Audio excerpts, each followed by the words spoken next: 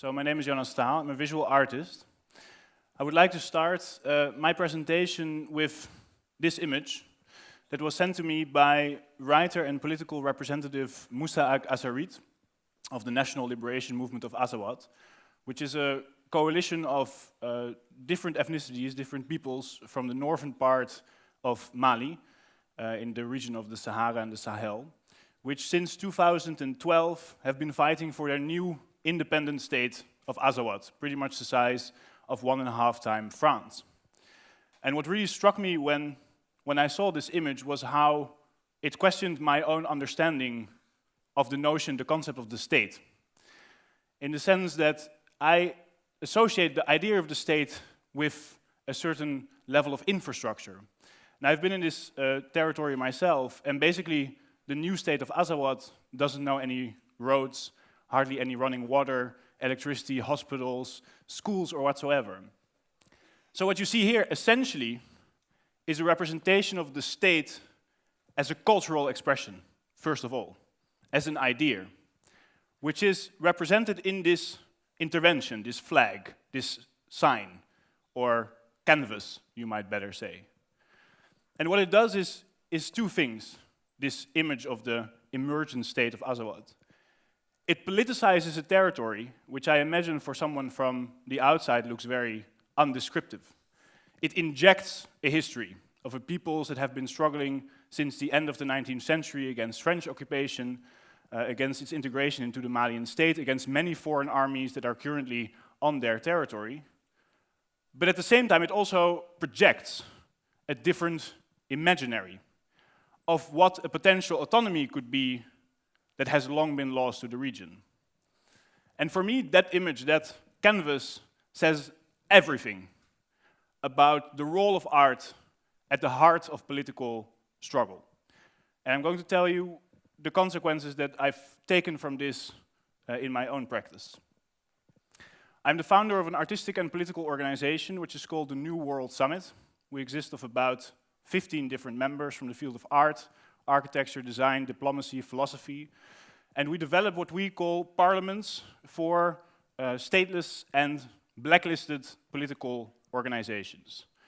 This is an example of such an architectural construction, such a parliament, in which we facilitate groups that are currently excluded from the space of so-called democracy, excluded from the political order.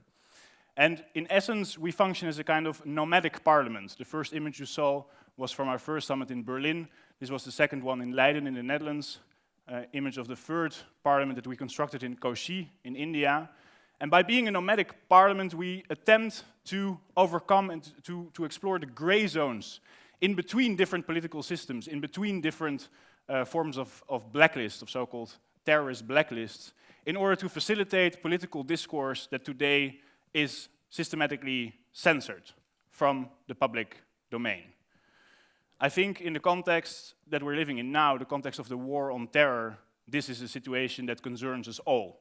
Because as we heard already in the first lecture today, the concept of statelessness is a condition that is more and more a collective one.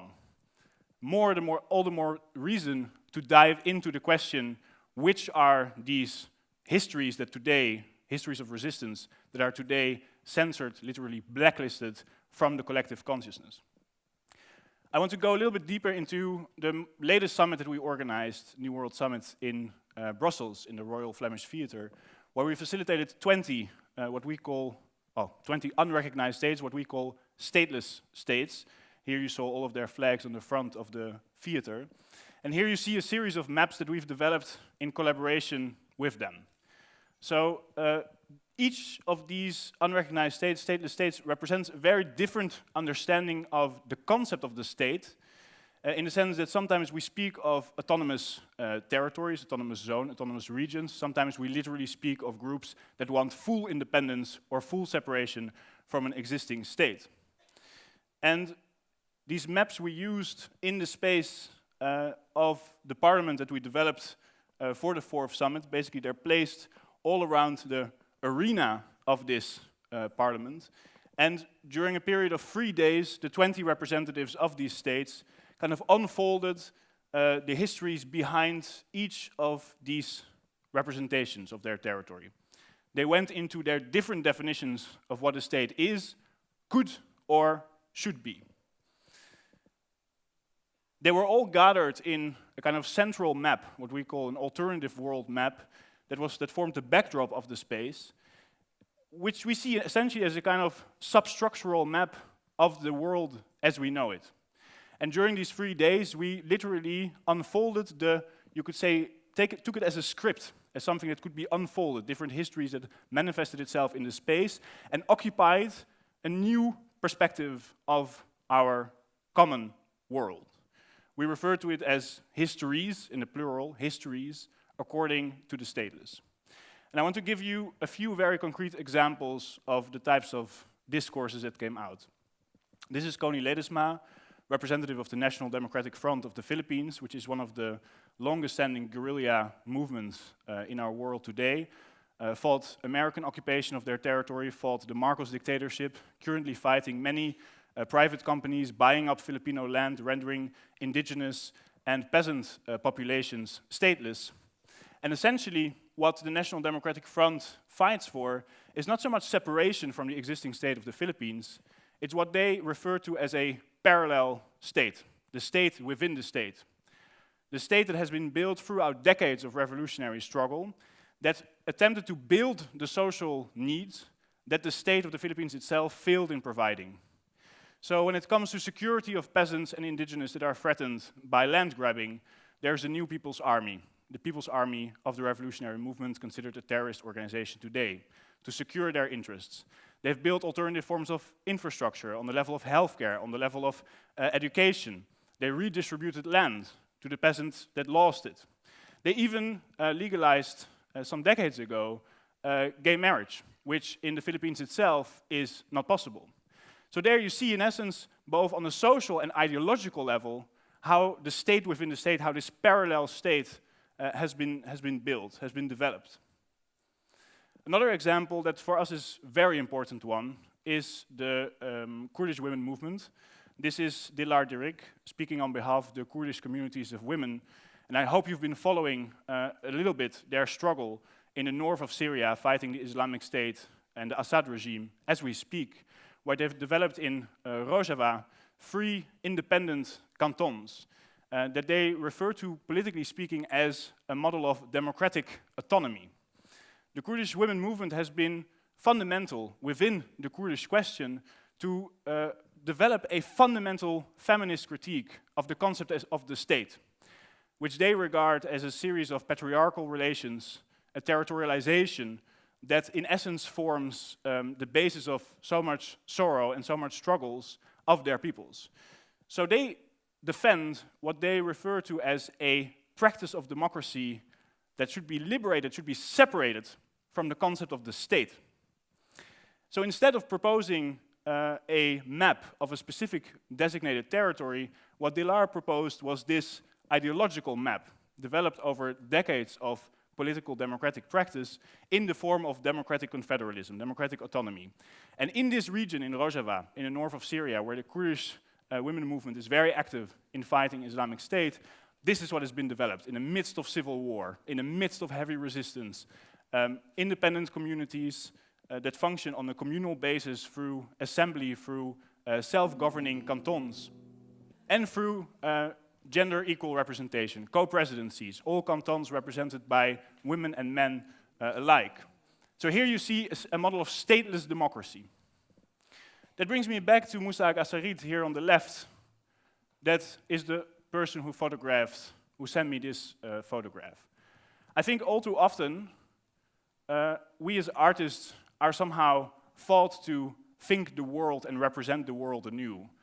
But what for us is crucial is that we learn to recognize within the hell that is called the war on terror, that there are insurgent histories, that there are new worlds built right in front of us as we speak, that we should consider as ours, as the promise of insurgent histories, alternative political practices, that we should learn from, and that we should dedicate our capacity of representation to.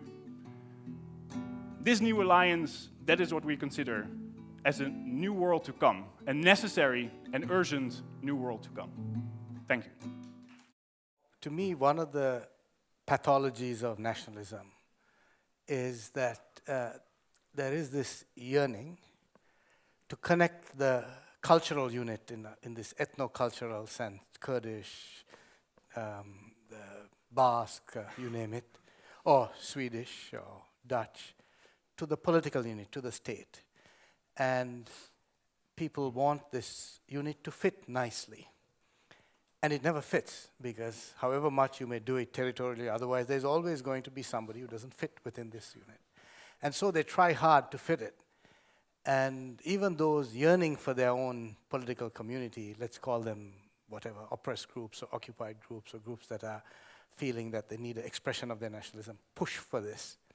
And what you described was a wonderful array of different institutions, say the Kurdish in northern Syria, different institutions that they managed to create in pushing for this. Why not be satisfied with that? Why push for something more? Why is it that that is something in their minds they see as interim and are not satisfied with? Why is everybody wanting that state, that ideal state that expresses their cultural identity? Right. Well, I'm not, I think, very fitted to speak for them, but I can tell you about what I learned from them. And I think that it's very difficult to generalize organizations and their struggle for independence, whether they are prosecuted through blacklists as so-called terrorist organizations or otherwise rendered stateless, because these histories are so radically differentiated and pluriform in nature. And often, for example, in the case of the independent state of Azawad, that was the image that I started with, I mean, we're talking of peoples that have a very nomadic background, that never wanted a state in the first place, but that learned through systematic occupation of their territory that speaking the language of the state was the only way of securing the most basic interests on the level of food, of water, of the most basic human needs that were taken from them. So I don't think the concept of the state is necessarily always the main reason. Like, this nationalism is not necessarily the main reason for what these organizations are driven by. It's simply the kind of language that continues to territorialize our understanding of the practice of politics. And that's why I think it's so crucial also to think of alternative practices that come out of this research. For example, the Kurdish women movement, who I think very profoundly critiques the kind of colonial hegemonical dimensions of the very concept of the state and fights for a practice of democracy liberated or separated from the construct of the state. I think that's a very, very crucial start to start to think of what this practice of stateless democracy could be like. And I think that's something where the radical imaginary of art, how to practice, how to create the infrastructure in order to make that model of or practice of democracy a reality is really crucial. I think that's something that we can actually contribute to. Thank you. Thank you very much.